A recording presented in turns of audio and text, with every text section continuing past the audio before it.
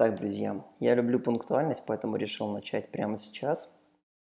Открою комментарии у себя на телефоне и буду смотреть, что и как. Всех приветствую, всем привет, кто смотрит это в записи, и особенный привет тем, кто это смотрит в онлайне. Спасибо всем большое, что пришли. Я сейчас обновлю, что здесь, как здесь, какая у нас задержечка, и начнем с вами интересную трансляцию. Так, надо звук выключить здесь. Так, ну что, друзья, кто в онлайне, давайте, дайте знать о себе в чате. Я найду сейчас, где здесь найти на телефоне комментарии. Всем привет, друзья, кто подключается. Подключайтесь, подключайтесь. Сейчас мы начинаем. Так, на телефоне не знаю как. Странно. На телефоне не могу открыть комментарии, но окей, я думаю, что без проблем.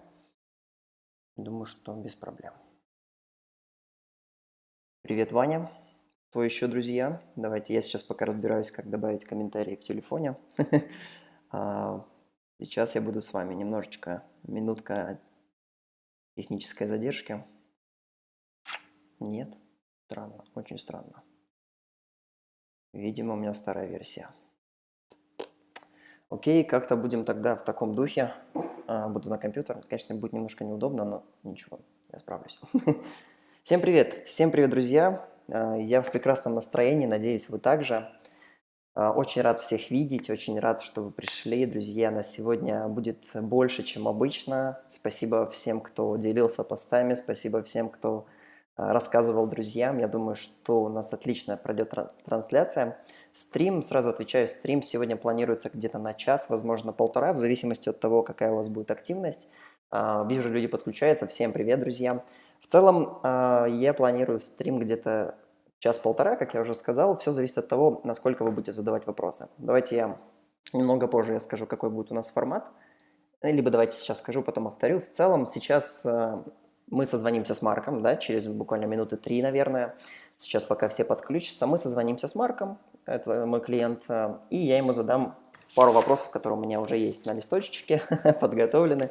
Вот, и есть еще один сюрприз, который мы с вами, с Марком подготовили для вас. И потом после вот этого блока, после вот этого всего обсуждения, что для... Ну, вы поняли, да, если вы здесь, то вы понимаете, какая будет тематика. То есть тематика чисто для фрилансеров, для тех, кто уже работает на Upwork, будет полезна, и полезна тем, кто только выходит на эту биржу.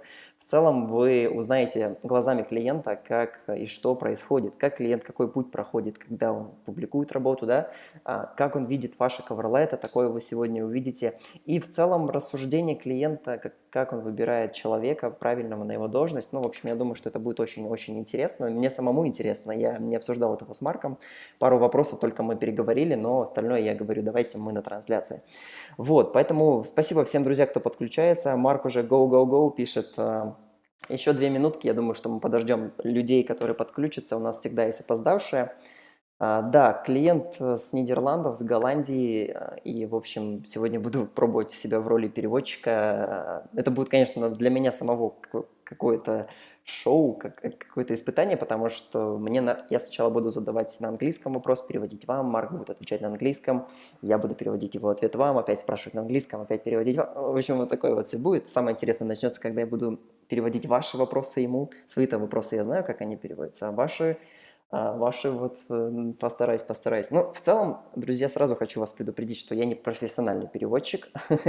Всем привет, друзья. Я не профессиональный переводчик, то есть я могу где-то ошибаться, и это нормально. Я просто человек, который использует этот английский язык, да, то есть намного профессиональные люди, чем я не обучаю английскому, поэтому, извините, я могу ошибаться, это нормально. Главное для вас контент, друзья, главное, чтобы вы понимали, в чем суть, а суть, я думаю, будет ясна, так что супер. Вот, как я и говорил, люди подключаются. Так, 1 минутка, и мы созвонимся с Марком. Напишите, пожалуйста, в чат, друзья, как меня слышно. Давайте от 1 до 10 по звуку пройдемся. Проверим, все ли в порядке.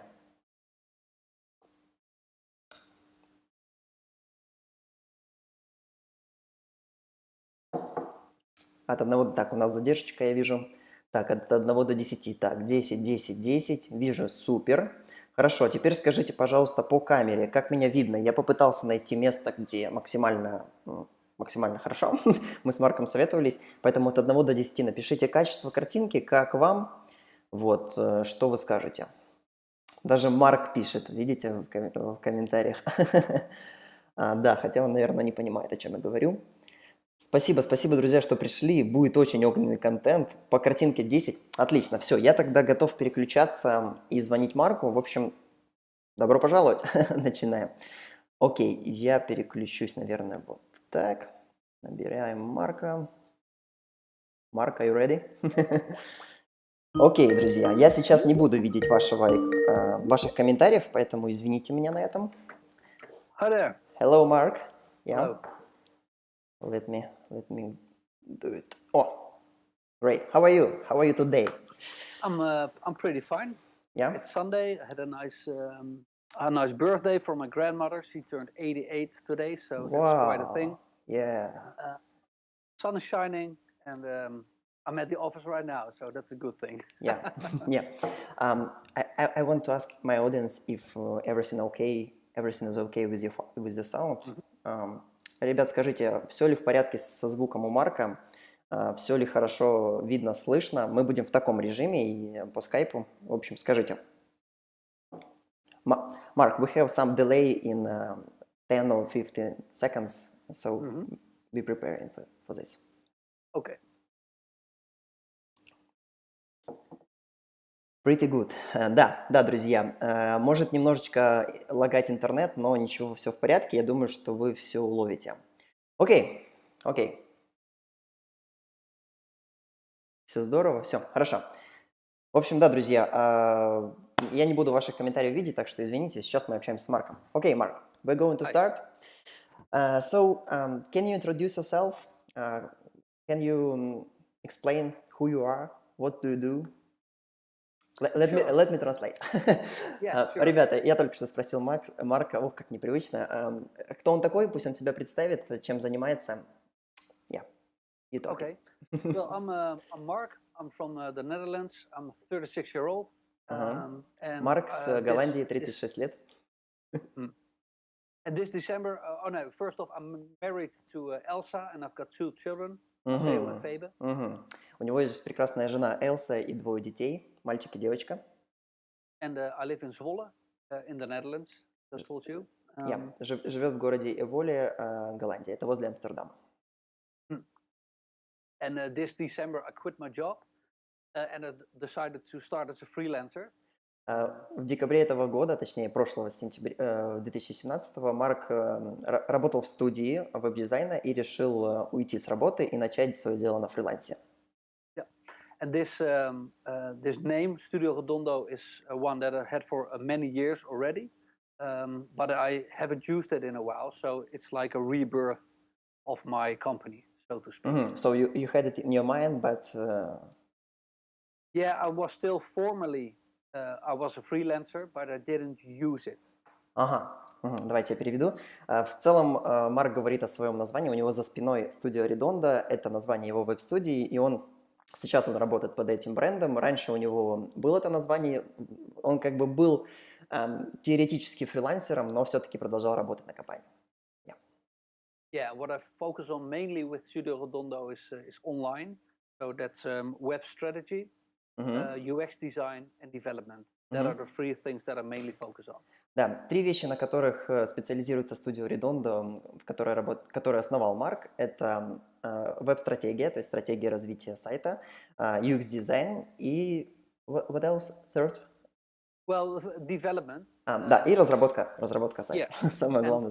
What is interesting to mention is that I'm not a developer. I don't know code, so I use Upwork mainly for finding people who can do this work for me.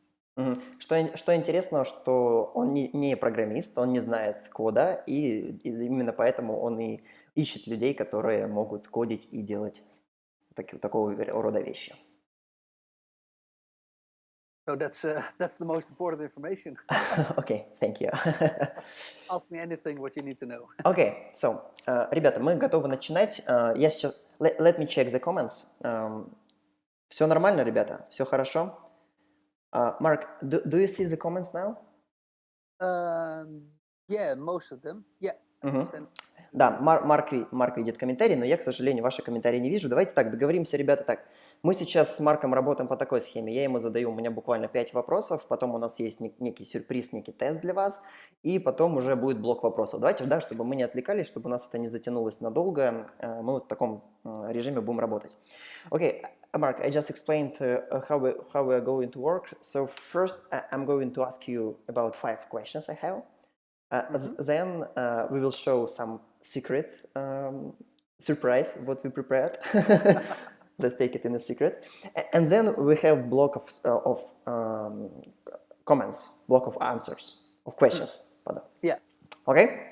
Okay, So, great. So don't interrupt with comments. Let's concentrate on this conversation.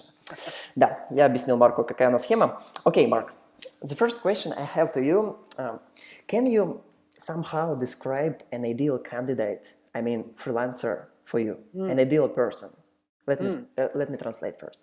Итак, первый вопрос. Я спрашиваю Марка, может ли он, пока он думает, может ли он как-то описать идеального фрилансера, идеального человека, с которым он хочет работать? Вот, Марку слово. Yeah? Listen to. For me personally, the most important thing is character over competence. So I'm more interested in who the person is than how well they know their techniques or their programs. Окей. Первое, что важно для Марка, и это меня действительно впечатлило, я это уже знал, для него самое ценное в человеке – это характер, а не компетенция. Да? Компетенция уходит на второй план. Для него важно, какой человек, да, кто этот человек, нежели те вещи, которые он умеет делать. Да? То есть неважно, насколько ты крут и профессионален, важно то, какой у тебя характер, и он сейчас объяснит. Can you explain it more deeply? Yeah, for example, if I try to find someone to update the speed of a site, which I don't know anything about technically, I find it really important that I can trust someone, that I have a good feeling with that person, and that I somehow feel that he's honest. But when he feels a bit dishonest, or he really quickly does the job without paying attention to it, I don't have a good feeling about it. And also, I cannot check his work. So I really want to trust the person that I work with, because he's doing stuff that I don't know anything about. Let me translate as I remember it. Yeah, sure. Итак, например, если Марку нужно ускорить сайт, он будет искать человека, который делает это профессионально. Но для него важно то, насколько у него сложилось доверие с этим человеком, да, насколько он внимательно относится к своей работе, а не просто так, что он быстренько сделал, не обратил внимания на эту работу, лишь бы получить деньги. Вот для него важно, чтобы было взаимопонимание, было доверие между клиентом и исполнителем, и это самое важное для него. То есть вот как-то так. Yeah, you can continue. Yeah, so, and also honesty, I think, is really important. I like people to tell me what they're good at, but I also want to know if someone is not so good at something. So, for example, if you are a developer and I hire you as a developer, and I ask you how well are you with WooCommerce, for example, I really like it when someone says, I'm not that good at it, please find someone else. As you asked me with JavaScript. Do you remember? Yeah. You know, I really like it if someone says, no, it's not really my cup of tea, find something else. Then I know someone is honest, not just after the money and a quick job. I really like honesty. Yeah. Thank you. Итак, вторая часть перевода. В целом, да, Марк говорит, что для него, опять же таки, важна честность человека. Если он его спрашивает, слушай, а ты вот это вот знаешь, да? А он говорит, вот как-то вот так вот, это для него важнее, чем человек, не зная, скажет, да, я знаю, я сделаю, а потом облажается. То есть для него, он меня так спросил, он говорит, как у тебя там с определенным элементом, да?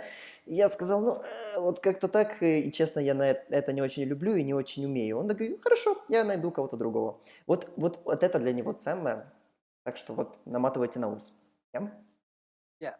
And another thing that I like in people that I hire through Upwork is if they're close to Europe. For example, if someone is from India, his working times are really different than mine. And I would like someone to be roughly in your close time to zone. my working times, so it's easier to communicate. Yeah, it's mainly about the communication. That's an issue. Yeah. Еще один момент, который чисто персонально для Марка важен, это расположение человека. Если он, например, находится в Голландии, это Европа, и если он будет работать с человеком с Индии, просто будет большая разница во времени и будет неудобно, да, то есть он предпочитает нанимать людей, которые как можно ближе к нему, тогда мы будем работать в примерно одной часовой зоне, так как мы сейчас работаем, у нас час разницы, да, то есть у них сейчас 7 вечера, у нас 8, и это для него более комфортно, нежели он наймет человека там со Штатов, и будет разница в 7 часов. Yeah, I think those three would be the main characters of ideal a freelancer on Upwork. Of course, there are many more to tell, but I could give you some more examples, but I don't want to take all of your time. So, honesty, time zone, and what the third part? The first one was character over competence. Character over competence. Yeah. Итак, три вещи, которые для Марка важны, это характер, а не компетенция, да, то есть некомпетентность, это для него самое. Потом второе, это честность, honesty, честность, и time zone, то есть временное расположение, где человек находится, да, чтобы было максимально близко к нему. Thank you. Sure. Let me check the comments. Ребята, вы еще здесь, как вам? Напишите. Продолжаем в таком духе.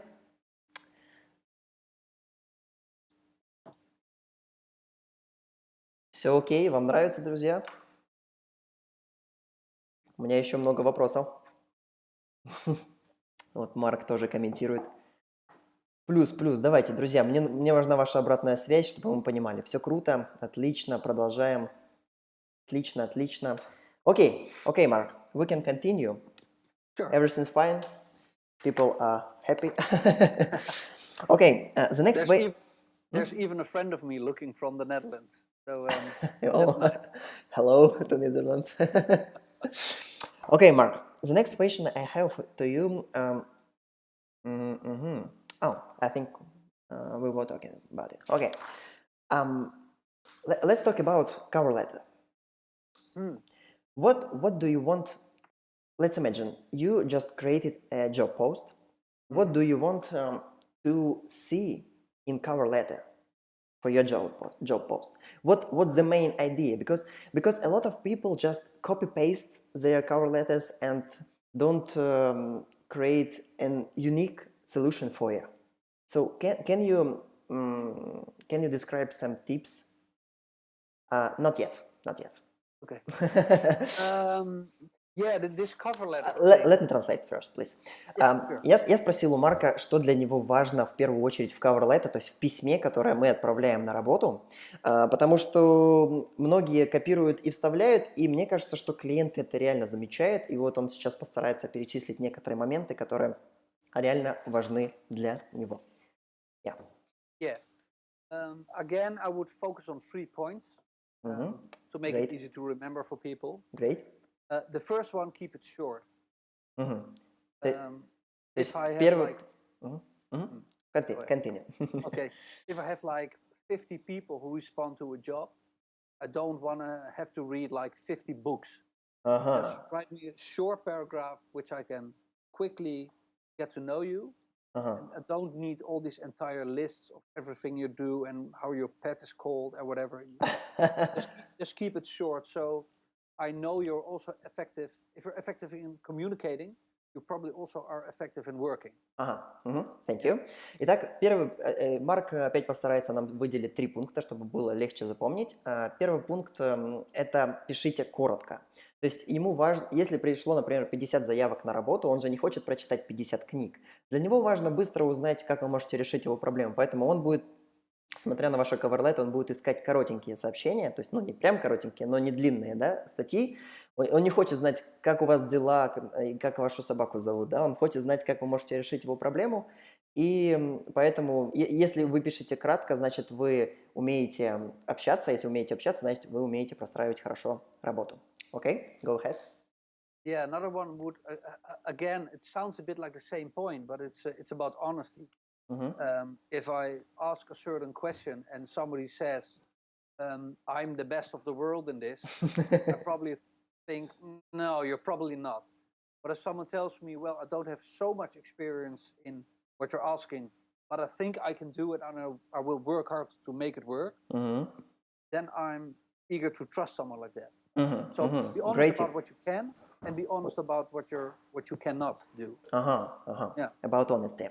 Итак, Yeah. второй пункт, опять, он может показаться немного похожим на прошлые вопросы, но, опять же таки, это важно, честность. Если Марк спрашивает, и клиент спрашивает вас, можете ли вы работать с этим или можете ли вы делать это, и кто-то пишет, я лучший в мире, извините, конечно, это как-то звучит очень нехорошо, а если вы напишете, ну, я, честно, не очень с этим работаю, но вот я постараюсь это изучить, чтобы решить вашу проблему, то есть вы, получается, честно говорите, насколько вы владеете этой информацией, это будет намного приятнее, и Марк захочет работать с таким человеком, потому что он понимает, что в дальнейшем в работе он также будет. Не будет врать, что он самый лучший, он будет говорить, что вот я чуть-чуть хромаю, но я постараюсь улучшить. Okay, thank you. Yeah, and the last one, I think you already said something about it, but I don't like if you can really tell that a text is copy-pasted. I remember some jobs that I posted that I got a response, and a lot of responses were not actually answering my question. I had put a question in the job, and if you don't respond to that question, you haven't even read my question. So you don't take me serious, so then you're gone anyway. But if someone pays attention and reads what I write and responds to that and makes it personal and specific, then I know someone is paying attention, and I really like that. Thank you. И третий момент, который важен для Марка, это чтобы человек обращал внимание на то, что он пишет. Марк говорит, что он много подавал работ и, публиковал работ, и были такие ребята, которые, и были вопросы, да, какие-то в работах, и были ребята, которые вообще никак не реагировали на его вопросы, то есть они просто копировали coverletter, вставляли и забывали, что заказчик как-то что-то спрашивает, и просто оставляли эти поля пустыми. Он говорит, что я понимаю сразу, что этот человек не углубился в проблему, не вник, да, и я не хочу с таким человеком работать. Но если есть человек, который разобрался и сразу пишет конкретно, четко и по делу, я вижу, что этот человек персонализированно решает мою проблему, это для меня намного полезнее.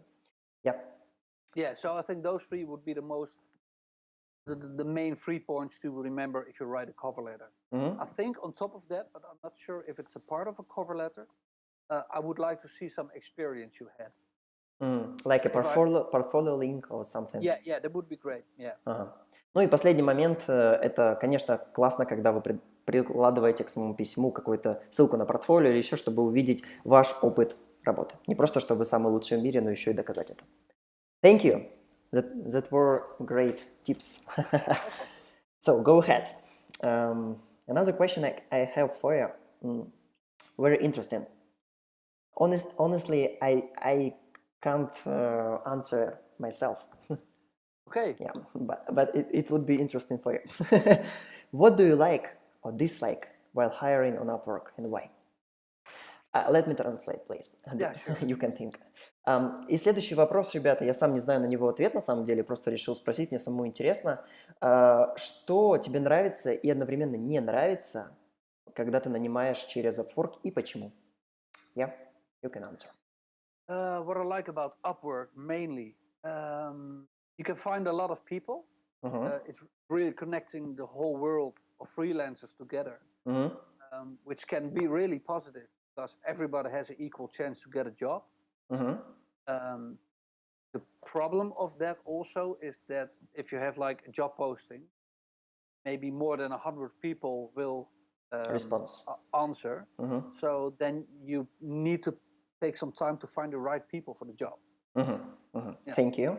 Итак, первая проблема, хороший момент, который нравится Марку в Upwork, это то, что Upwork объединяет весь мир фрилансеров, и это нереально большое количество людей, и это классно. Ты можешь найти много позитивных ребят, но с этой же стороны, знаете, у медали есть две стороны, и из-за этого, когда ты публикуешь работу, ты можешь получить, например, 100 ответов, и тебе нужно потратить немалую кучу времени для того, чтобы ответить на все эти заявки, и вот в этом-то и плюс, что много людей.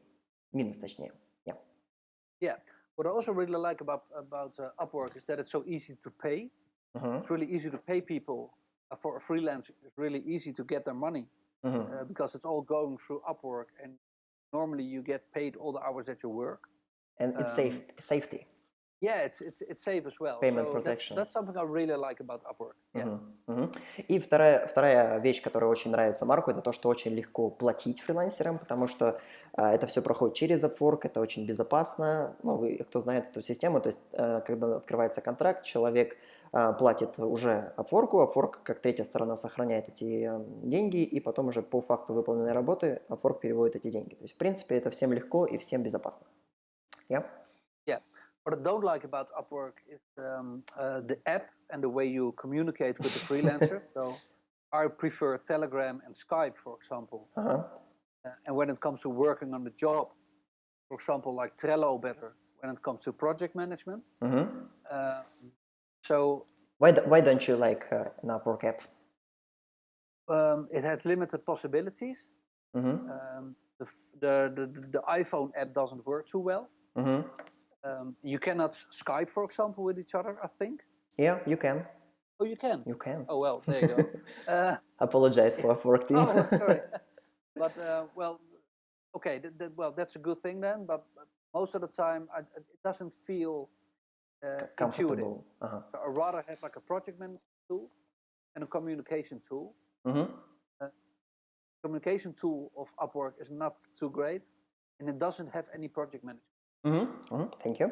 Yeah. И вещь, которая не нравится Марку, как клиенту, который постоянно пользуется Upwork, это приложение Upwork на компьютер, на телефон, на iPhone оно не очень работает. И, как говорит Марк, и на компьютере оно имеет ограниченный функционал. То есть там, в принципе, только можно переписываться. В принципе, да, можно звонить, Марк об этом не знал, но можно звонить, но нет таких, ну, то есть ограниченный функционал. И нет, например, вещей, которые там для project management, которые там Trello использовать, Asana и всякие такие вещи, которых можно контролировать проекты, людей и так далее. То есть ты можешь просто переписываться, перемениваться файлами, звонить и все, в принципе. Поэтому вот эта вот ограниченность Марку не очень по душе. Yeah, and the last thing I don't like too much about Upwork is how difficult it is for me to get a nice report of all the hours that I worked on a project. I don't know why, but somehow I don't find it easy to have like job X, Y, or Z, click on a button and get a nice list of all the days that I worked, how many hours there I worked. It doesn't work so easily. I don't know why, because it sounds pretty basic. So, do you mean when I, as a freelancer, worked for you for some hours, let's imagine 10 hours, it's some kind of complicated for you to get this style sheet, this sheet of my hours, or what? Well, not for the last week. The last week is pretty easy. I can see every day and the amount of minutes. I can click on the minutes, see what you have done. And see screenshot even. Yeah, even that. So that's great. But if I have like a project of 3 months and I want to have like one big list of everything you've done, make a total of all the hours, somehow that's pretty hard. And I don't know why. Let me translate it. Еще одна неудобная вещь для Марка, это, например, если у вас проект длится там долгое количество времени, да, и вы хотите получить какой-то отчет всех часов, которые отработал ваш фрилансер, для клиента это немножко сложно, потому что нет такой функции, как Марк говорит, я не знаю. Там есть удобная вещь, за неделю ты можешь получить отчет по каждой минуте, ты можешь посмотреть, если это почасовой контракт, ты можешь посмотреть, какие вещи он делал, там есть скриншоты и так далее. За 3 месяца, например, ты не можешь этого сделать, и это неудобно. Но мы говорим сейчас про почасовую оплату. We are speaking now about hourly contracts, not fixed price. True. Because you prefer only hourly project. Yeah, fully. Yeah. Can you explain it?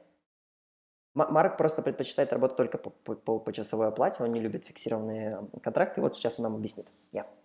Yeah, the first one would be I myself also only work on an hourly base.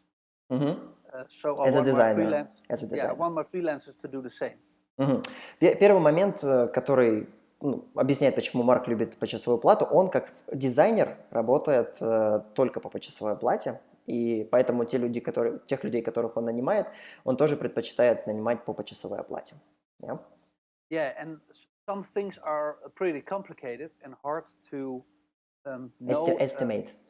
Yeah, to get an estimate. You can say a website is 2,000 euros, whatever. But then you never know when you have done enough work. Maybe I want this extra feature and this extra feature, and I don't like that color, and I want this. You can keep on going forever. For example, in my own experience, I'm working on a business card right now, and the style was already there. So there was a logo and there were colors. I just needed to make a business card. And it took me like 12 hours, which is ridiculous. I got your But the idea. client wanted a change and a change and a change and a change and a change. And if they pay by the hour, sure, I'll keep It's on no working, problem, no yeah. problem. Окей, Yeah. окей, thank you. И еще момент, я уже прям забыл, что Марк рассказывал.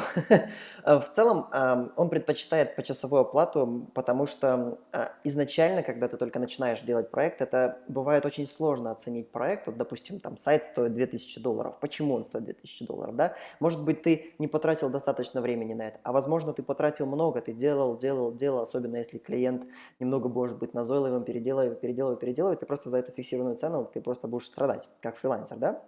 Марк тоже работает как фрилансер, поэтому он это все понимает.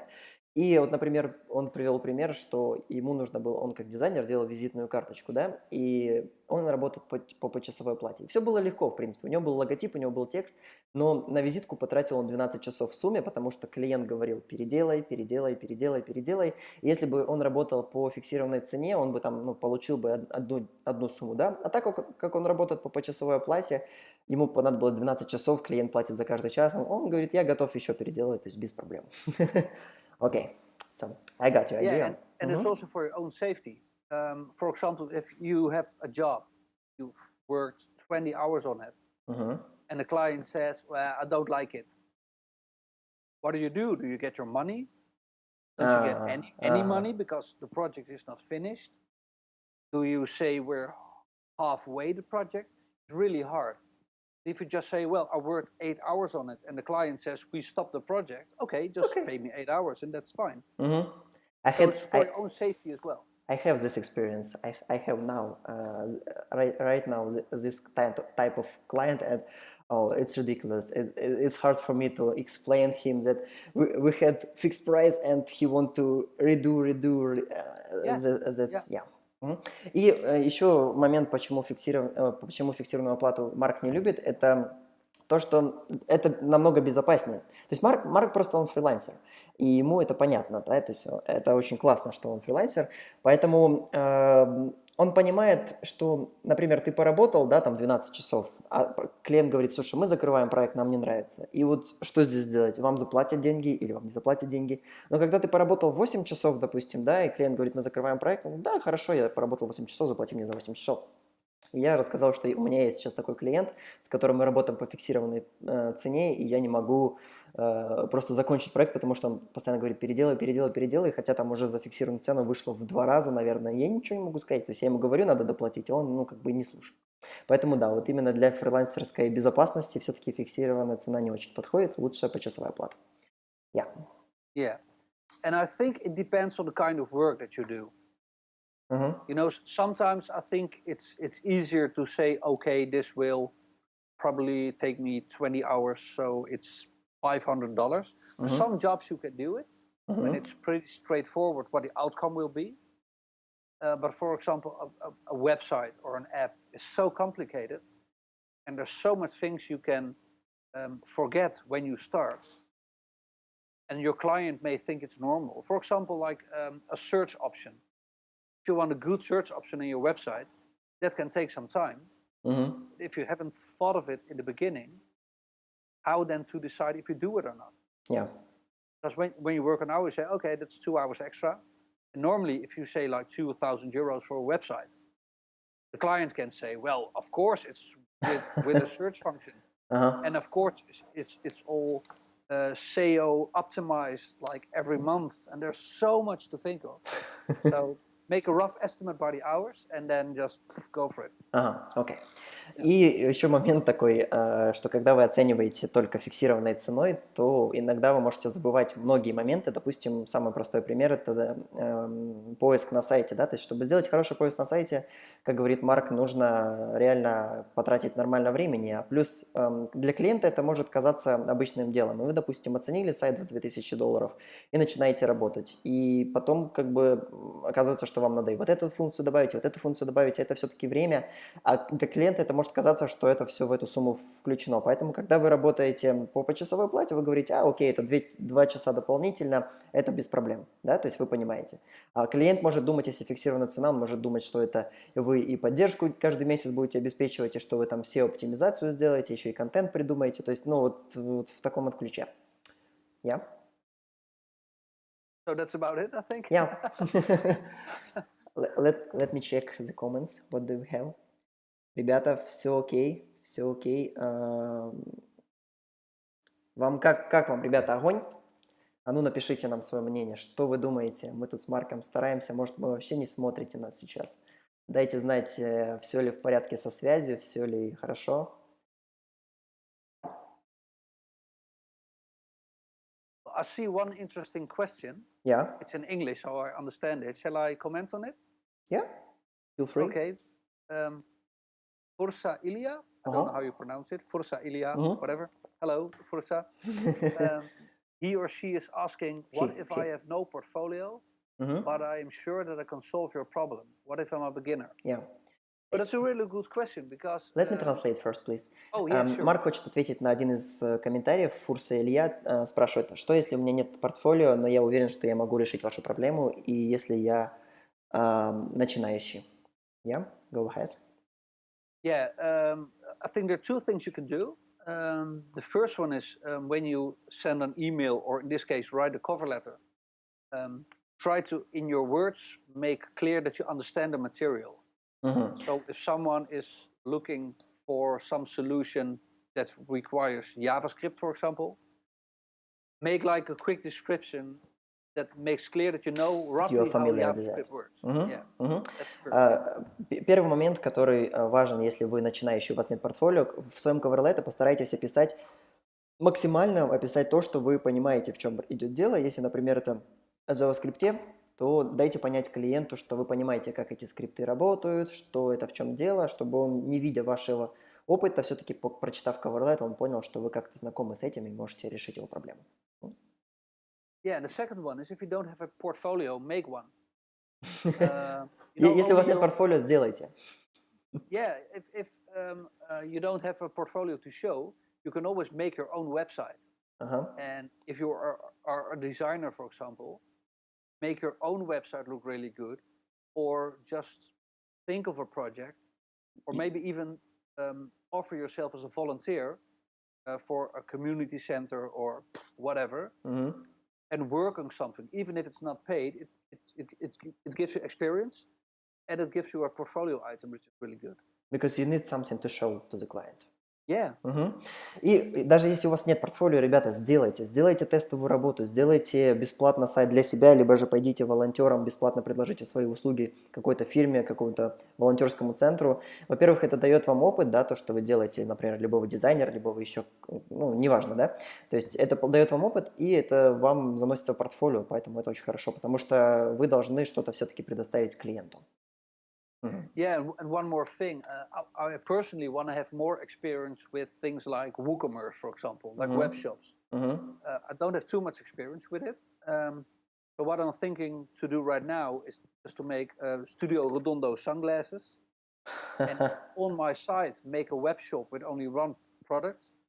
This sunglasses that you can buy for like $10 or something. And get to know the whole process of making this web shop. And putting it into the market and making Facebook campaigns and stuff like that. It doesn't need to generate too much money, but at least people now can see that I know something about web shops because I have one. Да. И, например, Марк сейчас говорит, что хочет для своей студии сделать, например, веб-магазин с помощью WooCommerce, кто знает, кто в теме. И что это ему даст? Во-первых, так как он работает с клиентами, да, то есть у него веб-студия, он хочет показывать клиентам, что он знает, в чем дело. И если он сделает на своем сайте, допустим, продажу очков студия Редонда, да, то клиент увидит, что он знает, в чем дело, он знает, как делать интернет-магазины, и это увеличит ему заказы. Хотя это может, и очки те не будут продаваться, да, но клиенты, которые придут на сайт, они увидят, что он шарит в этом, извините за слово, разбирается и поймет, что можно с ним работать и по поводу магазинов. Yeah. So those would be my main tips for when you're starting out, because it can be pretty hard, because there depending on what you do, a lot of people that are doing the same job. Мгм. So try to find some way to stand out. Мгм. Мгм.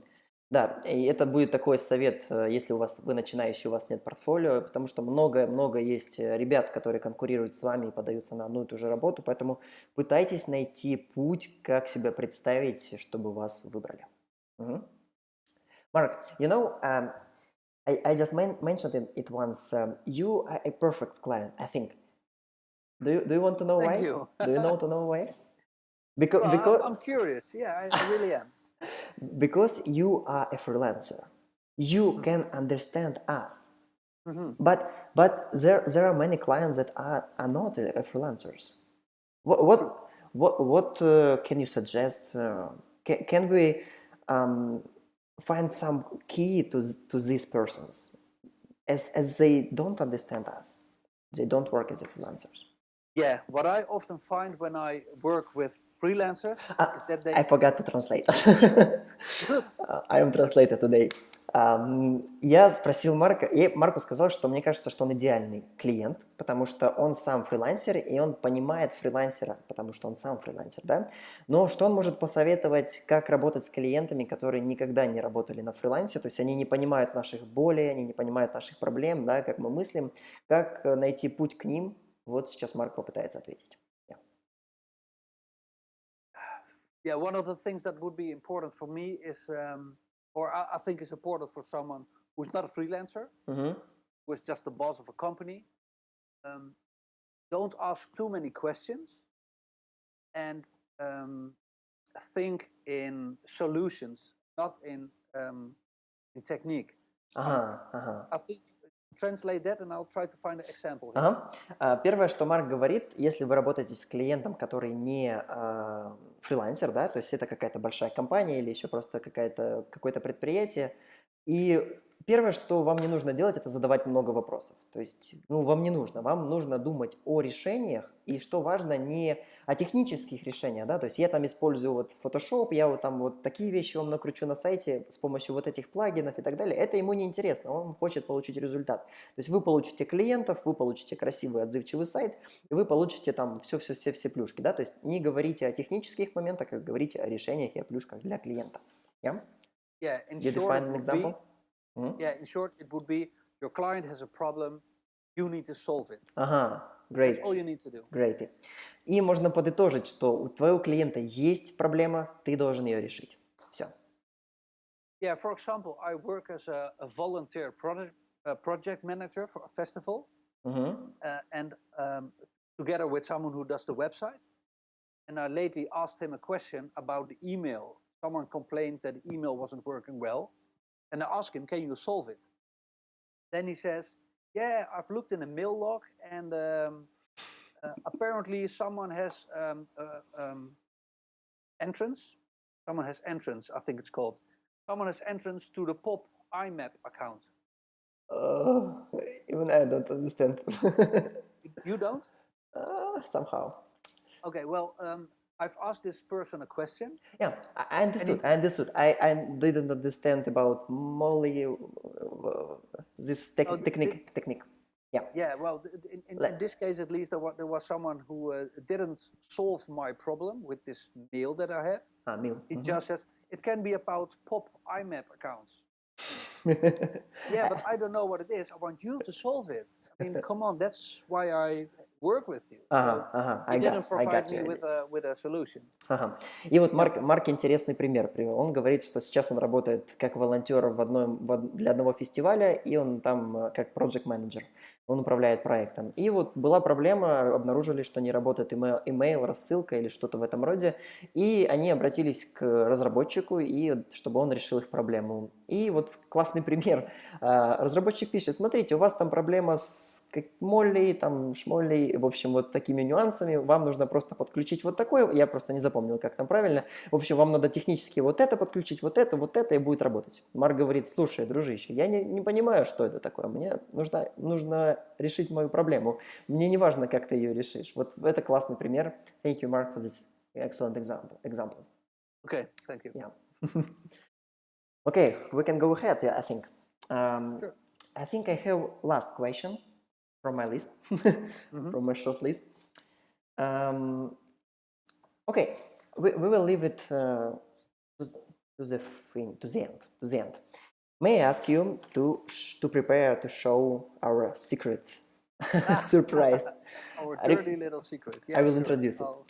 Ребята, мы с Марком подготовили вам небольшую презентацию. В целом, вы еще здесь, я надеюсь. Да, мы подготовили небольшую презентацию. В целом, я попросил Марка создать фейковую работу. И сейчас он получил там отзывов, да, какое-то энное количество. И сейчас он прямо в прямом эфире покажет, как он выбирает фрилансеров. И таким образом мы сможем понять, как мыслит заказчик, когда он открывает этот список, и вот мы сможем понять лучше психологию клиента, чтобы взять работу, чтобы подходить под все нюансы. Are you ready? I'm ready. Yeah. You are a full screen now, so Not yet. smile. I will do like this. Yeah. Can you share your screen? Put you on another screen and my screen. Mm-hmm. There we go.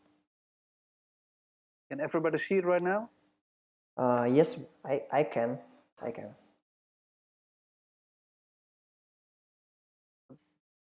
Can the other people? Oh, yes. Yeah, we have a small delay. That's okay. Okay. I can see myself even. Yeah. Lucky you. Yeah. So can we? Mm-hmm. Okay. You can sure. start. Yeah. Well, great. I've made a small job at Upwork. Mm-hmm. It's a bit fictive, but that's okay. And I'm trying to find someone who is a web designer for a community center. I once built my own community center, so I know how important it can be to have a good-looking website.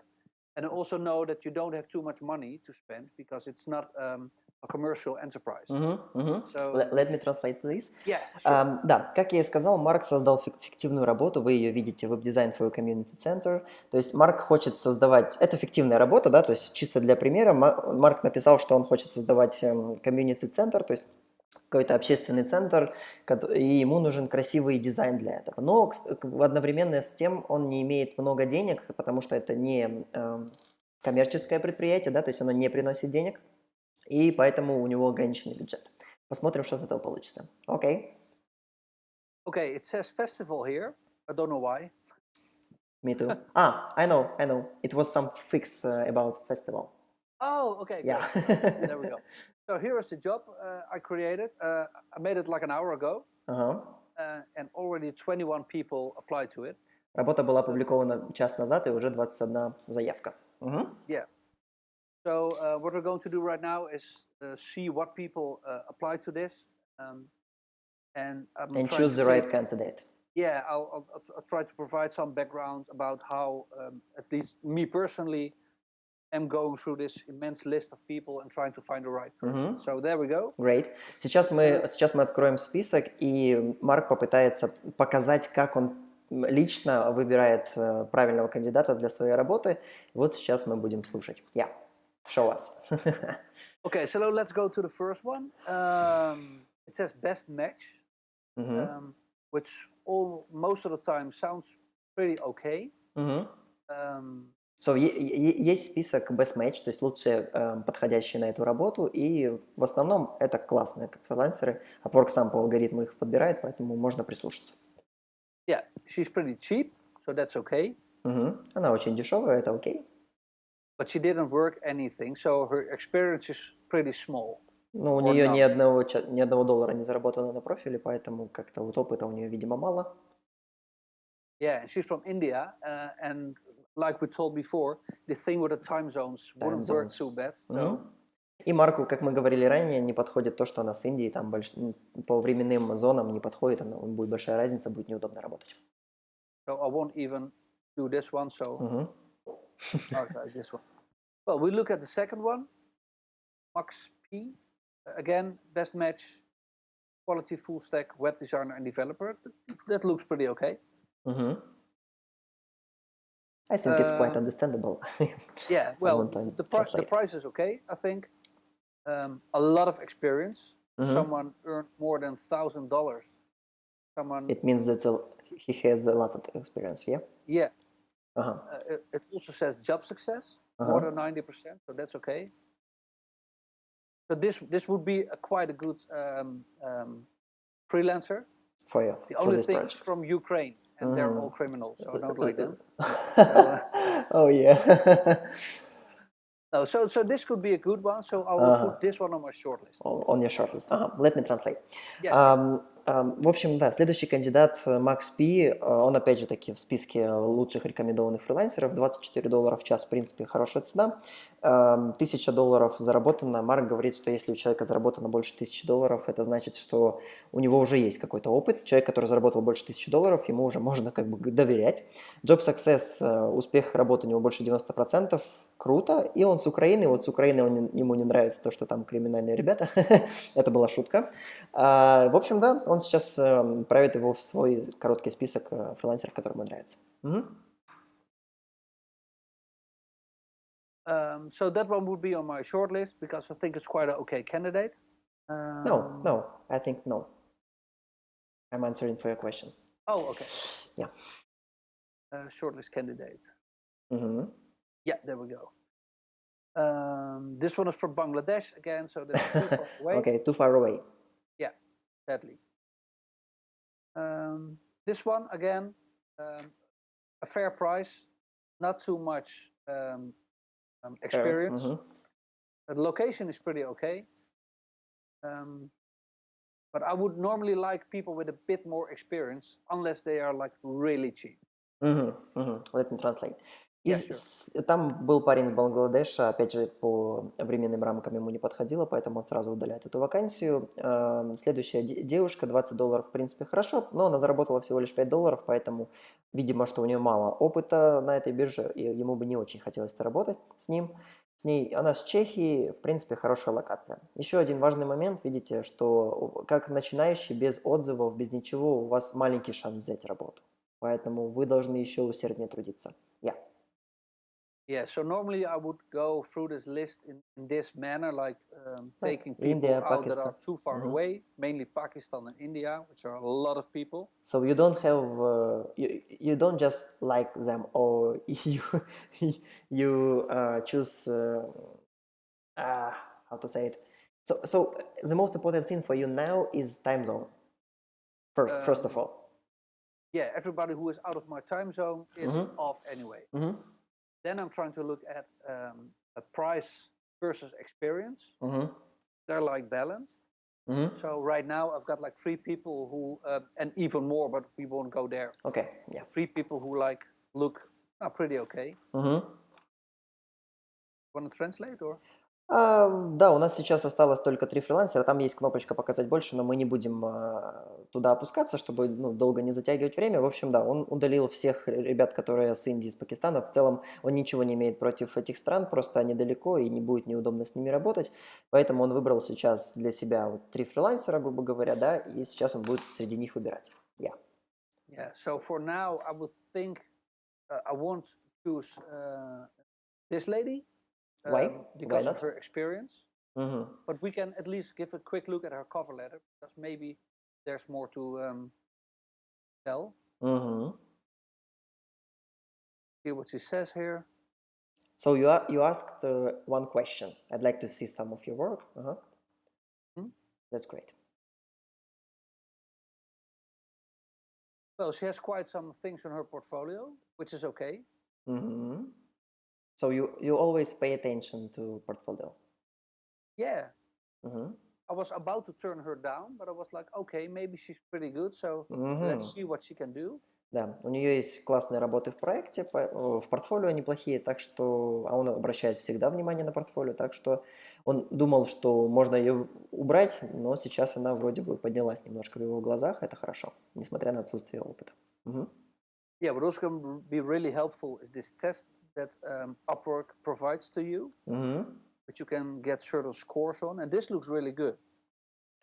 So it is useful for you to Yeah, for me see it's useful. the Yeah, test score. Мгм, yeah. мгм. Ну, я думаю, переводить не нужно, что, ой, что есть тесты, и клиент понимает, что человек, в принципе, в HTML или топ-10, в английском топ-20, это приятно. Мгм, And this person is still studying, as you can see here at the education. мгм. So it's What does it mean for you? well, she's probably not available full time, Мгм, so she is starting, мгм. but her knowledge is also fresh. So that can be a good thing. Мгм, мгм. Let me translate.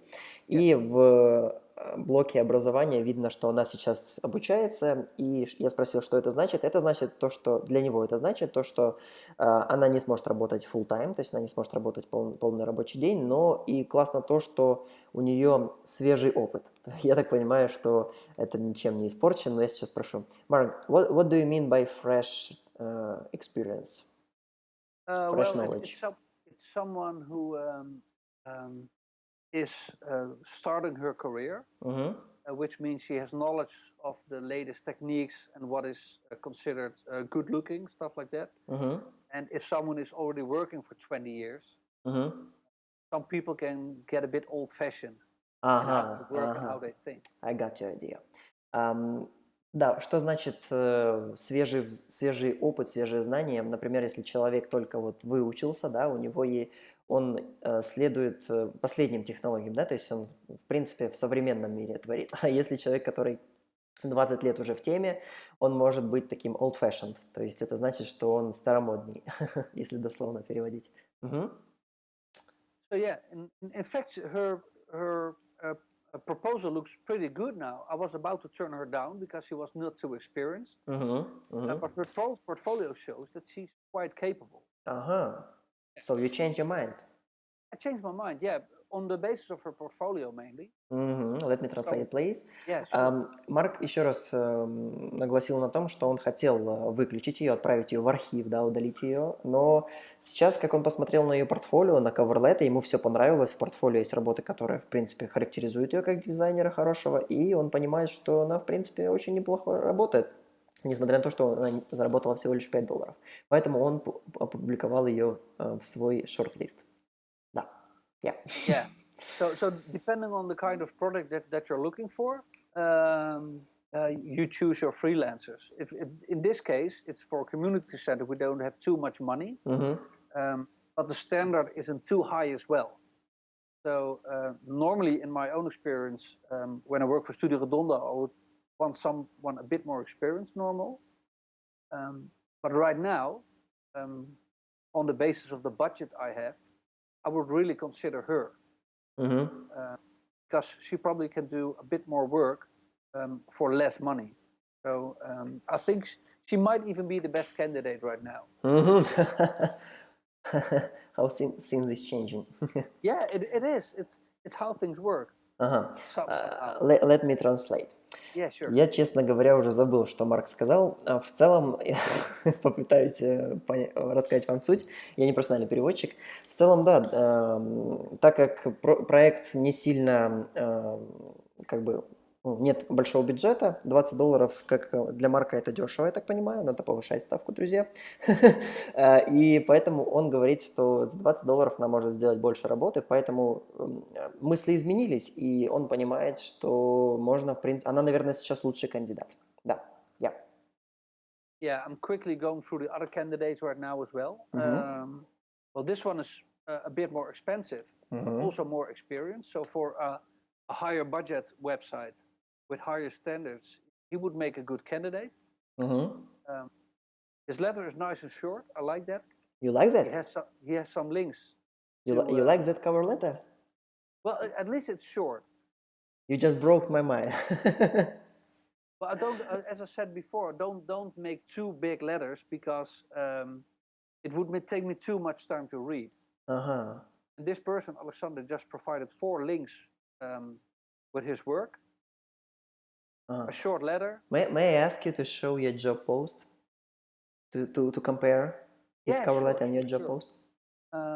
Yeah, let's do that. Марк говорит, что ему coverletter коротенький очень понравился, что, в принципе, взорвало мои мозги, потому что я думал, что надо больше писать, но, оказывается, ну, никогда не поздно изменить свое мнение. Поэтому, да, видим, что у него тоже короткое описание, и, в принципе, то, что он написал коротко, это даже сыграло ему на руку. Он говорил о том, что $35 это уже почти в 2 раза дороже, чем та девчонка берет, но у него $6000 заработано на профиле. Это значит, что он более опытен. И так как, если сравнивать $35 в час и 66 тысяч заработано, то по его опыту он может работать с более, ну, с сайтами посложнее, да, с дизайнами посложнее, но, наверное, не для этого проекта. Thank you. Yeah. And what I provided here in the job details is pretty small. I Мгм. don't give too much information. Мгм.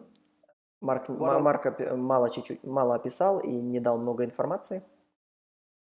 yeah, and again, what I like in people is that they don't ask too many questions, like how Мгм. many pages, which CMS, You, which you, kind of you don't like technique. the stuff like No, that. not too much. Мгм. Well, Марк не любит, когда фрилансеры задают много вопросов, сколько страниц, сколько всего-всего, то есть он не любит этих вопросов. yeah, and I'm a freelancer, so I probably know a bit more things so I can answer those questions.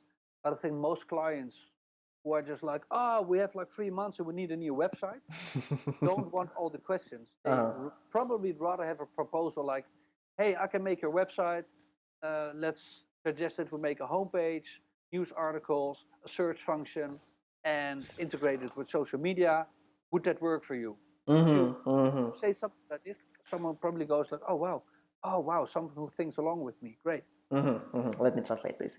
Sure. Марк говорит, что так как он фрилансер, в принципе, он поймет ваши вопросы, так как он сравнивает, ну, сработает в этой сфере, то если вы зададите ему вопросы, это нормально. Но для обычного клиента, который вообще не понимает в этой сфере ничего, он просто знает, что ему нужен веб-сайт, его ваши вопросы просто собьют с толку, и ему важно услышать, как вы решите его проблему. Вы напишите в cover letter, что давайте мы вам сделаем домашнюю страницу, сделаем вам блог, сделаем вам поиск и еще интегрируем это с социальными сетями, да, если говорить это о сайте, и вот как-то так. То есть это намного будет легче, ну вот в таком вот духе. Да, я. Yeah, and the stupid thing as well, I think you also just need luck. Really? It's yeah, sometimes it's just like, oh, I just clicked one away who pretty much looked like her in her experience and the price, and then just click no. Ага, ага. Maybe when I That's an open your interesting one. cover letter, I see what you do and I go like, oh, this looks good. So Ага. it's So this, but a little bit sometimes it luck. works like Мгм. that. Yeah. Марк еще классную вещь заметил, пока я вам переводил. Он начал смотреть список и говорит, что иногда, наверное, даже чаще вам нужна удача. Потому что он говорит, что вот я только что удалил заявку от такой же девчонки, как вот эта вот Маркета, которая заработала $5, примерно с таким же опытом и такой ценой. Мне просто вот как-то она не понравилась, и я ее удалил. Поэтому, говорит, иногда вам нужна просто удача, чтобы взять работу. Мгм. By the way, do you pay much attention on photo? Not too much. Not too I much. try not to, but I was thinking like he is smiling, Uh-huh. which I like. It's quite a nice photo, and it tells me something about who he is. Uh-huh. This looks like an old um, photo on your Passport. like a credit card or something. Uh-huh. So, and she doesn't smile, so that's I don't like that too much. Uh-huh. She's looking a bit too sexy. Is it Um, good or not? well, no, I don't think so. I'm trying Uh-huh. to find someone who can help me solve a problem, not someone to go out on a date with. Uh-huh. So Uh-huh. this actually can be a turn down for me. Pardon? Turnout? This actually can be a reason to think this one is not too Uh-huh. serious. But Uh-huh. maybe she is. I don't know. But just by the look of it, I go like, I'm not too sure. Ага, ага. Maybe she's looking because she's from Ukraine. Oh, So yeah, that's if so, good. change your That's photo. the best part. Да, я спросил по поводу фотографий, обращает ли он много внимания на фотографии. Он сказал, ну, не совсем, но вот если сравнивать, то вот парень улыбается на фотографии, это ему нравится. Я так кратко вам перевожу, я думаю, вы понимаете суть. Девчонка там не улыбается, и кажется, что это старая фотография с твоего паспорта или визитки, и в целом это не очень хорошо смотрится. Вот, например, в профиле вот этой девчонки, которую он сейчас листает, на фотографии она смотрится немного секси. И я спросил, это хорошо или плохо. Он сказал, это не очень хорошо, потому что я хочу нанять кого-то, кто решит мою проблему, а не того, с кем я могу пойти на свидание. Yeah. Yeah. And again, her portfolio is pretty okay. So it would be a pity if I turn her down on the basis of her photo, while she may be a great candidate. So yeah, it's complex. Окей. У нее хорошее портфолио, и это будет немножко несправедливо и нечестно, если он удалит ее только из-за ее фотографии, но может все случиться. Это сложно. Да. Yeah, so I think I would choose Max if I would have a project for Studio Redondo, like an actual, like a professional job. I think he would be a great candidate because his price and his experience is nicely balanced. And for the community center, I think I would pick her because it's a bit cheaper, and for her, it would be a great way to get some actual experience. So depending on the job. So despite the fact that she has a quite little experience, he's a new on Upwork, you decided to hire her. Really? Yeah, if it Am was I right? for a low budget project, I think I would, because her portfolio looks great. Thank you. So let me translate first. Yeah, sure. В целом парень Макс Ти, который первый там показывается, он хороший кандидат, но для более дорогих проектов, да, но не для такого социального проекта с маленьким бюджетом, поэтому, скорее всего, это очень интересно, друзья, он выберет девчонку, которая заработала $5 на Upwork. Это вообще волшебно. Он говорит, что да, несмотря на то, что она начинающая, я посмотрел ее портфолио, coverletter почитал, мне все нравится, кажется, что она хорошо работает, поэтому я готов ее нанять. Yeah, that's amazing. So we can sum up, to sum up, it's not very important whether you, it's not. Shall we stop the screen thing again? Yeah, I think. Okay. So to sum up this situation about this unexperienced girl, oh my god, so it's not very important whether you have a lot of experience on Upwork or not. Really, it's really important what you do, how you do it, what's in your portfolio, and how you wrote your cover letter. Am I right? Yeah, and the hard thing, I think for me is that I like a character so much, and it's really hard to tell from a cover letter and a portfolio. So sometimes you need a Skype call. Yeah, that would be really helpful. But if someone at least tries to make a nice portfolio and write a nice letter, it gives you the best chance. Yeah. Let me translate. Итак, ребята, вообще волшебная вещь произошла у нас прямо в прямом эфире. Марк решил выбрать самого неопытного фрилансера, который был там. Это вообще волшебно, и это дает большой шанс, надежду тем, кто будет смотреть это и только планирует начинать или вот только делает первые шаги. В целом, он говорит, что для него, если это low budget project, то есть если это дешевый проект, да, то есть с маленьким бюджетом, идеально нанять начинающего фрилансера, что и в принципе классно, когда вы подаетесь, вам нужно подаваться, это один из советов, подаваться на дешевые проекты, там у вас, видите, как вы увидели, больше вероятность получить работу. В целом, что взяло? Взяло то, что у нее классное портфолио и, в принципе, неплохой coverletter. То есть неважно, что у нее не было опыта, у нее было, она идеально подошла для этого проекта, вот как-то так. И еще забыл спросить. I forgot to translate something. И интересный момент. Марк говорит, что у него проблема, потому что он любит он любит выбирать человека по его характеру. Для него самым важным качеством это характер. Это не у всех так клиентов, но у него так. И из-за этого ему иногда бывает сложно выбрать фрилансера, исходя из его coverletter, исходя из его портфолио. Поэтому иногда полезно будет созвониться в скайпе. Более продвинутые люди, которые знают английский, ну, с более продвинутым английским, смогут взять эту работу. Мгм. Was there a question still? No. Do you have do you have some? I think we can finish this part and go to comments. Yeah, What do you sure, think? sure. Sounds like a plan? It sounds like a plan. Great. Okay. So I'm going to do this. Wait a minute, please. Мгм. Так, ребята, вы задавайте свои вопросы. Мы переходим к блоку вопросов. Я вот так вот как-то сделаю. Вот. Я ничего не буду видеть. Ладно. Окей, sorry about that. Так, хорошо. Ребята, сейчас блок у нас вопросов. Марк будет отвечать на ваши вопросы. О, май гад. Так, извините, немножко мой косяк. Да, а если у вас есть вопросы, задавайте их прямо сейчас. Я буду переводить и задавать их Марку. Так что, ребята, надеюсь, что вам нравится. Скажите, как вам, что вам, напишите в чат, чтобы я понимал. Сейчас у меня загрузится YouTube, и мы начнем. Sorry for this slow connection. That's okay.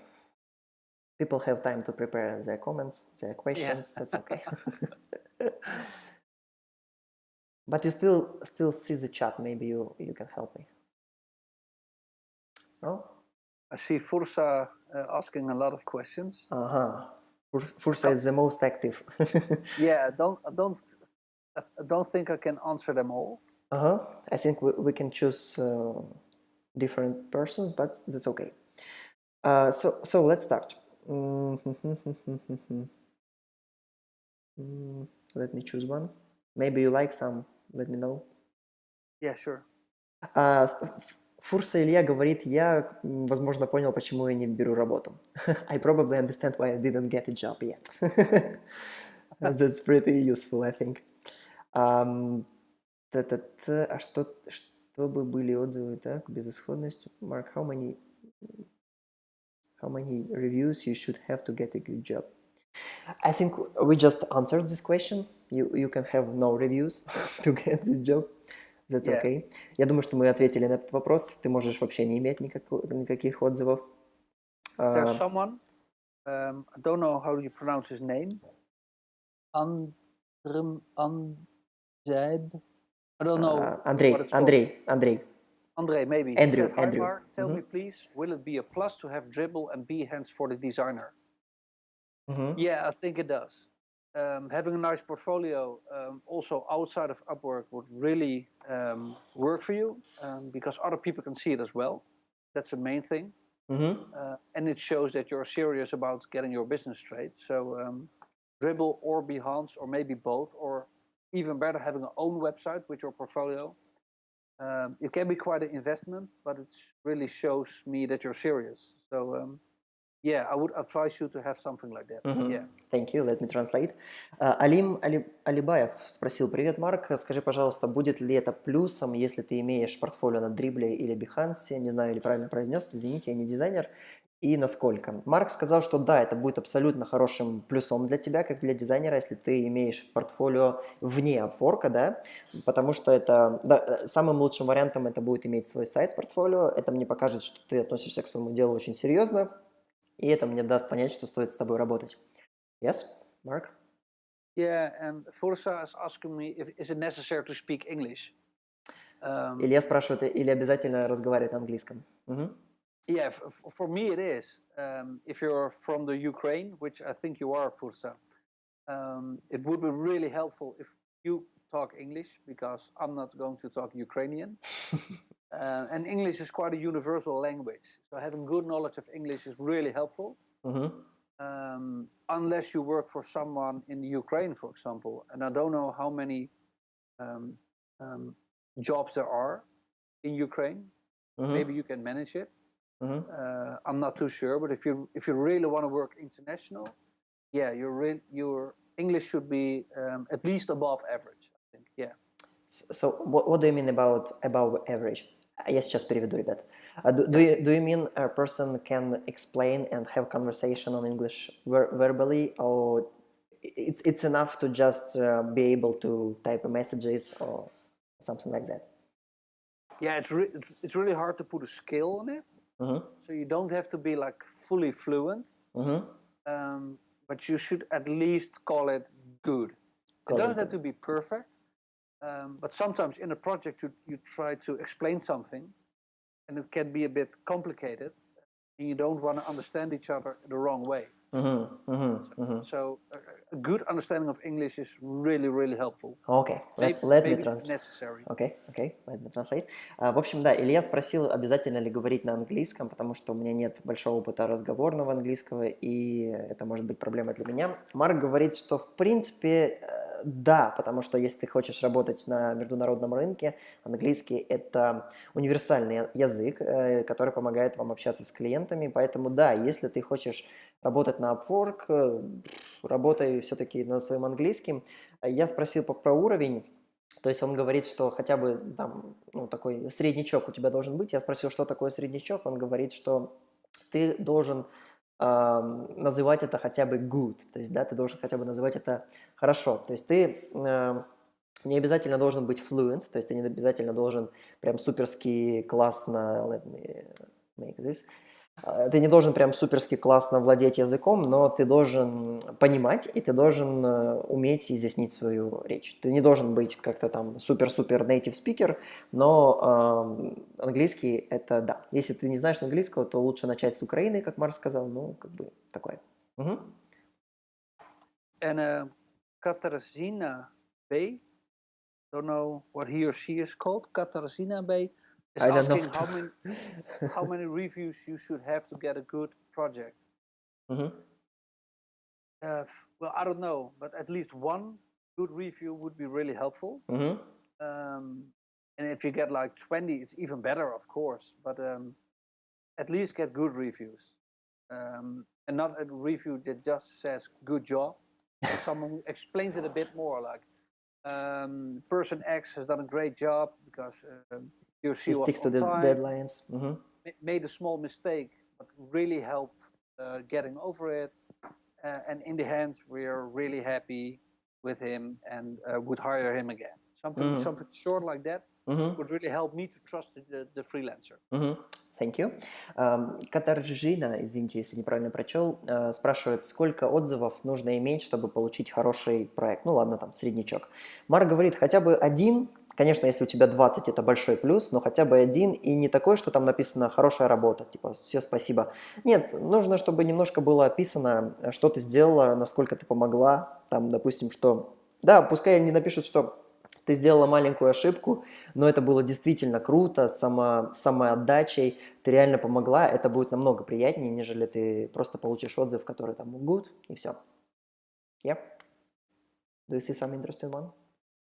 Yeah, there's one about, I really can't pronounce this. Nononga Igaksapejo? Sorry, Mark, for an appropriate question. Let me find one it. About ID verification. ID verification. On the bottom, almost. Iolanta. Yeah. Iolanta. Wow. Yeah, beautiful. Mark, sorry for not an appropriate question, but do you know such cases when there are problems with ID verification? Let me translate, please, Yeah, sure. So people can understand it. Иоланта спрашивает, Марк, извини за немножко неуместный вопрос, но скажи, пожалуйста, если... Do you know some cases when... знаешь ли ты какие-то ситуации, когда есть проблемы с ID-верификацией, то есть паспорт-верификацией, ее профиль сейчас не активен около месяца? Yeah, I don't have experience with it, but if it's a problem with you, I would say be proactive. Call Upwork, email them, maybe even put in like a copy of your ID and say, hey, there's a problem. I don't know what's wrong. Please help me out. This is just, be So straightforward. do your best. Do your best. Yeah, do your best and don't wait and just go for it. If there's a problem, attack it, kill it, go for it. Thank you so much. Да, Иоланта, он тебе сказал, что если у тебя есть у него нет опыта если у тебя есть проблемы с паспортом, у него нет такого опыта, но если у тебя есть такая проблема, просто рви и метай, пиши, звони в Upwork, присылай им письма, говори, что вот такая вот ситуация, пытайся решить, делай все, что от тебя зависит, чтобы решить свою проблему. Yeah. And Let me see. Таня. Oh, Tanya. Oh, it says Tanya back there. Таня. Why does it say tar? Uh, I don't get this. Either way, Mark, please tell me what will be your actions if you're not satisfied with final result. An interesting one. Yeah.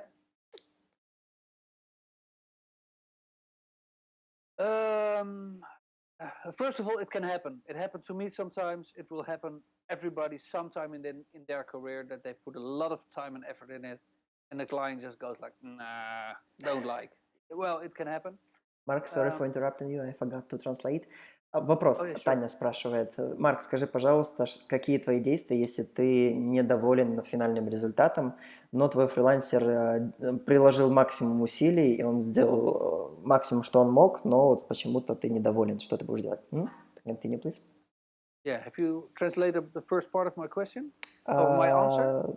Not yet. Okay. because the first important thing to remember, it can happen to anyone. Это может случиться с каждым. Even the best will sometimes fail to deliver. Даже лучшие могут иногда накосячить. Yeah, and my second point would be that's why I always work on an hourly base. So if in the end someone is not happy, you can always say, okay, I've spent so much time, it's paid. Well, let's leave the project then. You give them all your files. I think often you will. All your what? They will have to find another one. All your files? Files. Files. Like PSD or sketch files or whatever you work with. So always be friendly, always be understanding.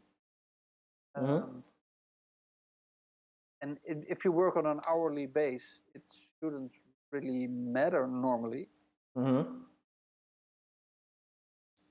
Because they agree to pay you all the time that you put into it. So if they're not happy with the end result, yeah, well, okay, well, at least you did your part, you worked, they paid you.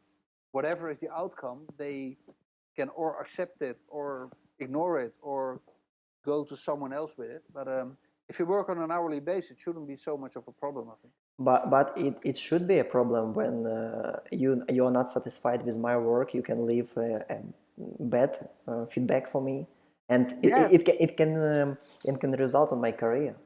Yeah, that's true. What should I do? Maybe I should do some volunteer work for you, some free type of work. No, I don't think so. Because if I'm not happy with your work, I don't want more of your work. Let me translate, please. Yeah, sure. Да, и вторая часть, почему, ух ты, там много наговорили, надо было раньше переводить.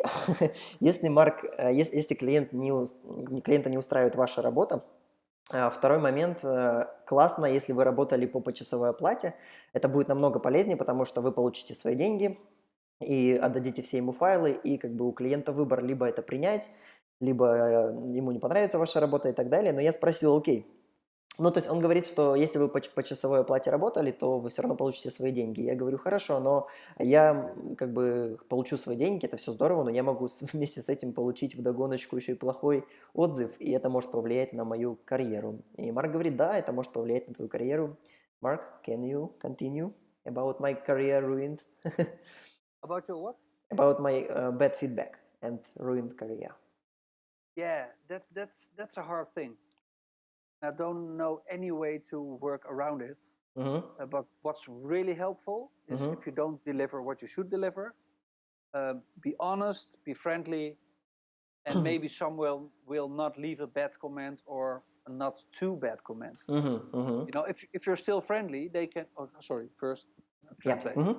И я еще спросил до этого, забыл перевести, спросил, стоит ли мне сделать какую-то бесплатную работу для тебя или вот как-то так, чтобы загладить свою вину. Он говорит, нет, ни в коем случае, если мне не понравилась твоя работа изначально, я не хочу больше твоей работы.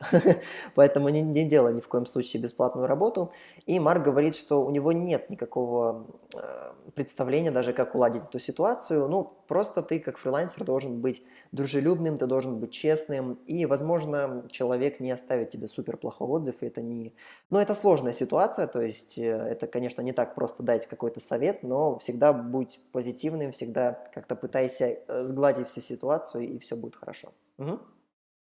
So yeah, there's a difference between a bad comment that says, sadly, Alex didn't deliver, but he was really friendly, understanding, and we worked it out together, and you get like 2 stars. Мгм. Let me translate, please. Mm-hmm. Есть разница между комментарием, который клиент может оставить. Например, он может оставить, что Алекс, да, он не выполнил мою работу, но он был супер-супер дружелюбным и, в принципе, там, ответственным, да, он пытался все помочь, поэтому и получил 2 звезды. Мгм. But I once saw a comment which was really bad, that says something like, we agreed on 2 hours, but the freelancer kept his clock running the whole week. So like, how many hours is that? More than 100, Мгм. and was paid for it, and never gave any feedback. If you read something like that, you never work with that freelancer. Ага, ага, thank you. Mm. И есть второй вариант, он говорит, что классно, даже пример сейчас нашел, что фрилансер, отзыв такого фрилансера, мы договорились на 2 часа работы, а он сделал за неделю, то есть это, ну, это много часов, да, это больше 100 часов, и ему за это заплатили, и он говорит, если я увижу такой отзыв, то я никогда не буду работать с таким клиентом. Мгм. Yeah. So С yeah, таким bad фрилансером. comments. Yeah. Try not to get them, but Мгм. yeah, So try to be friendly and to solve this problem. yeah, I think that's the best thing to do. Yeah, yeah. Okay, okay. Thank you. Do we have some questions? Ребята, есть ли у нас еще вопросы? Марк, ага, I have one. Марк, расскажи, пожалуйста, как оценить свою почасовую ставку. Я дизайнер, работал только на fixed price. Советы, как начать работать. Mark, there is another one question for Yeah. you on Russian.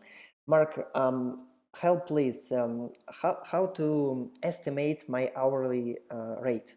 I am this Vadim says I am designer. Used to work only on fixed price. Can you give me some advices how to switch to hourly basis? Yeah. The first thing is experience. Мгм. Первый момент это опыт. Yeah. And the second one, clock all your time.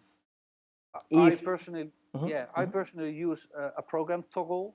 Toggle. Мгм. Yeah, but there are lots of them. Can you type on comments, please? Yeah, sure. It's called I will translate it now. Toggle. Первый момент это все зависит от опыта, да, то есть как ты оцениваешь свой опыт. И второй момент всегда начни считать свое время, он использует эту программу Toggle, как он написал, и тогда ты сможешь понять. Мгм. Yeah.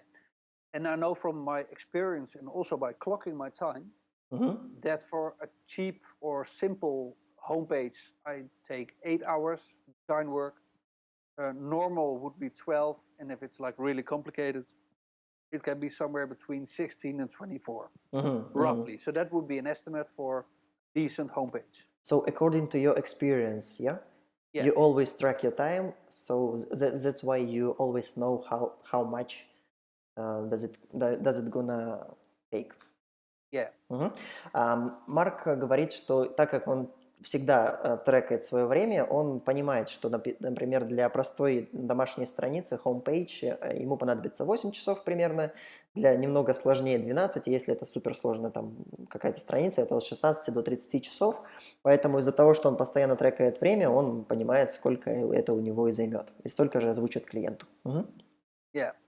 And it always can go a bit wrong, especially maybe with the more technical jobs. I think a developer sometimes has a harder time making a good estimate than a designer, because design is a bit more straightforward normally. Мгм.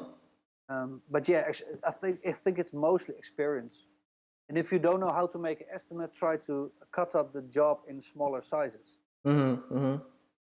It's very useful. It's very useful tip. Yeah. Because we had experience with you when I told you it would be 2 hours, but it was 8. Yeah, yeah, it can happen. Sorry Yeah. for that. Да, Марк говорит, что иногда это, особенно для разработчика, дизайн это более такая, ну, прямая ветка, и ты можешь легко оценивать свою работу, немного, если там другая специфика, может по-другому. Допустим, если в разработке ты можешь, ну, не всегда рассчитать, потому что есть нюансы, которые вылетают по ходу дела. И вот, например, у нас был такой случай.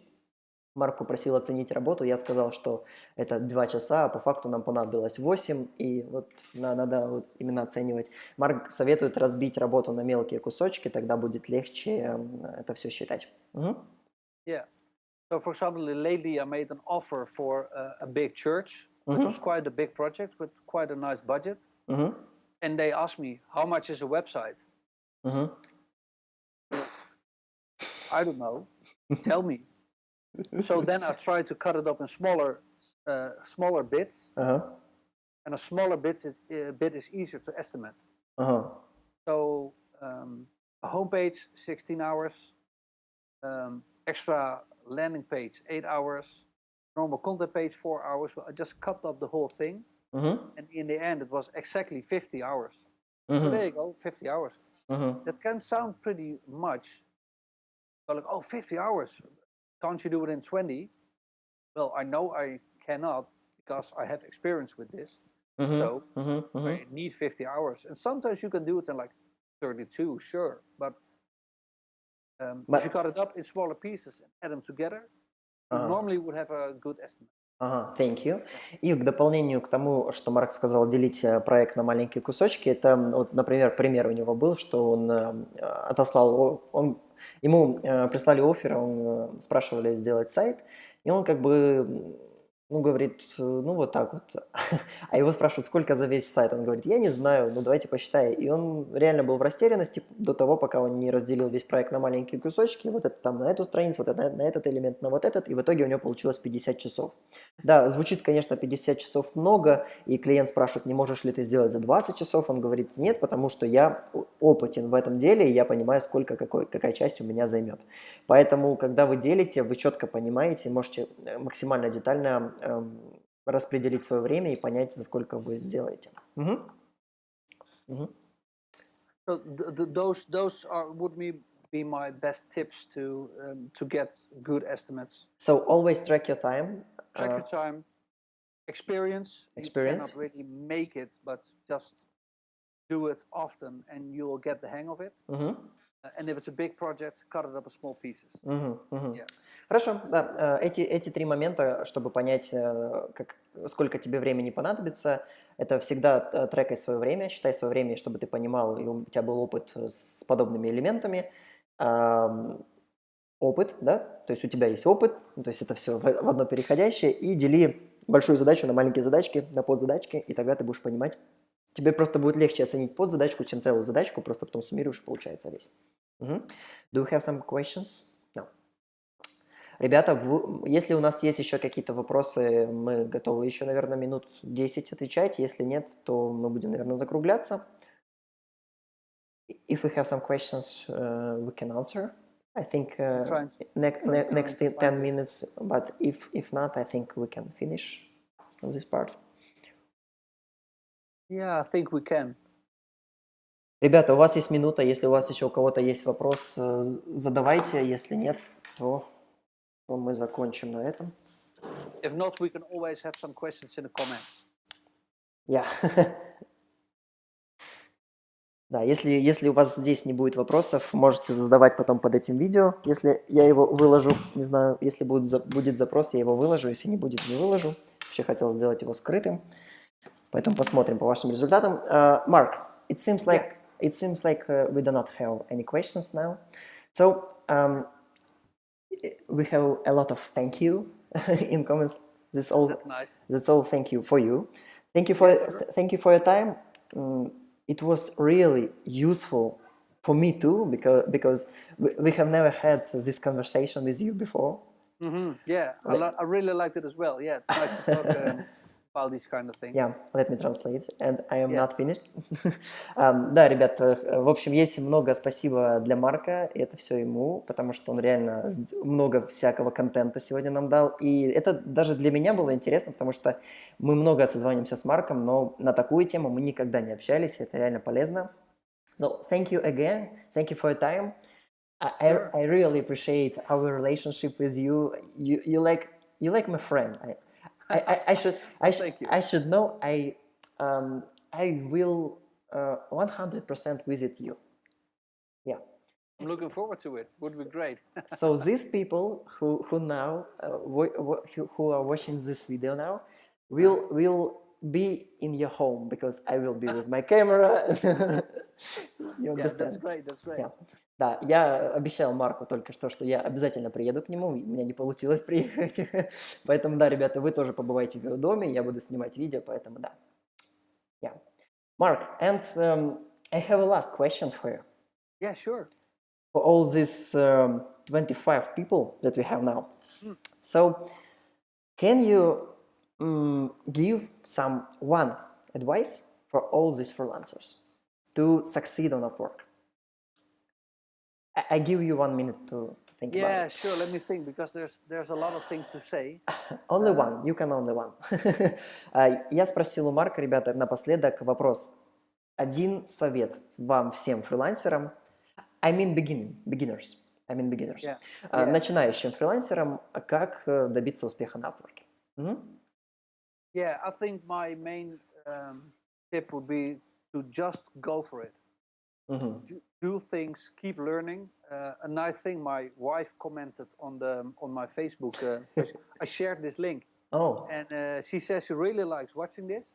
And what she really likes is the eagerness of the people that are watching now to develop themselves in their business. So let me translate, please. Yeah, sure.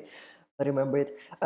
Первое, что Марк советует, это, ребят, просто делайте. Учите, делайте, трудитесь. И его жена, когда он репостнул эту запись у себя в Фейсбуке, она написала, что она очень удивлена, насколько люди, которые смотрят это, она сейчас это смотрит, насколько вы, друзья, вы невероятны, вы стремитесь улучшать себя, улучшать свою жизнь, зарабатывать, и это реально круто, так что продолжайте, делайте, учитесь, и Марк продолжает. Yeah. So develop your character, develop your competence, go for it. Развивай, улучшай свой характер, улучшай свои навыки и просто делай это. Yeah. That's very nice tip. Would be a quote Yeah. on my wall. Yeah. Great. Thank you, Mark, so much. I really Yeah, appreciate. thank you for having me. And I wish all the people who are watching this very good luck with their business. Марк желает вам всем, друзья, большой удачи в вашем деле. So may grace and peace be with you. Yeah. Thank you all. Спасибо всем, друзья, кто смотрел. Спасибо, Марк, за то, что был с нами. Друзья, если вы чувствуете, что надо поделиться этим видео и отблагодарить как-то Марка и меня за то, что мы вам дали этот контент, поделитесь с друзьями, расскажите у себя в соцсетях, чтобы это видео увидело больше людей, и я вам буду очень благодарен. Thank you, Mark, one more time, and talk to you tomorrow on Monday. We start a productive week. We will. Okay. Thank you. Peace. Thank you. Peace. Bye. Да, друзья, и мы, наверное, с вами тоже прощаемся. Я сейчас почитаю немножко ваш комментарий. Thank you, Mark. Thank you, Mark. I watched you the entire stream and got a lot of interesting for me. Смотрели весь стрим. Спасибо, Марк. Леша, тобі дякую. Спасибо. Сохранять видео. Ну вот, если, друзья, вы напишите, что надо сохранять, тогда сохраню. Спасибо всем за ваше время. Спасибо, что были активны. Спасибо, что задавали вопросы. Невероятно классно время провели. Спасибо всем, друзья. И до скорых встреч в новых видео. Па-па.